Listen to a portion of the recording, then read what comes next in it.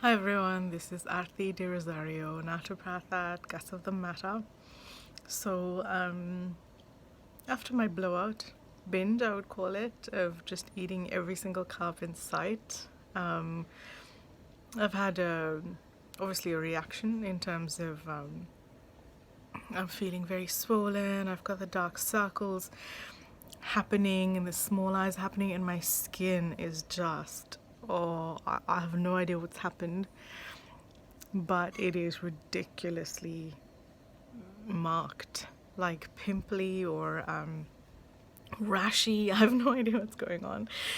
So there is a level of frustration in that I was doing so well, I was enjoying it, but now that I gave in to the urge and added carbs, I don't feel like getting off of it. So essentially, my message is sometimes we can push really hard to do something that we want. We want to see a result, we want to see a reaction, and so we try really, really hard to get it. But trying that hard when your body, mind, and soul isn't aligned is literally like paddling against a really strong wind. In my opinion, it is just easier to wait for the wind to change in your favor sometimes. Sometimes, yes, you just need to push through that little bit of strong wind to get to a different draft of air and then catch that one. But for the most part, when the going is this tough and there is this much resistance to change, like I said, I tried for 4 or 5 weeks before I was able to, using an external motivator, meaning something that was temporary and not coming from within me. It was just, for example, like there's a party coming up and I really want to fit in this dress or something random. Using that kind of a motivator is a short-term thing, but if it gets you started, who cares? So it did get me started, but then other factors came into play and I clearly just wasn't ready to go back to eating low carb or eating a diet that I know suits me best.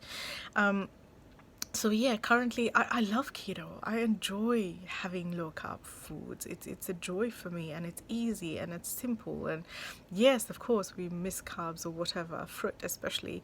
But like I can still have berries and stuff.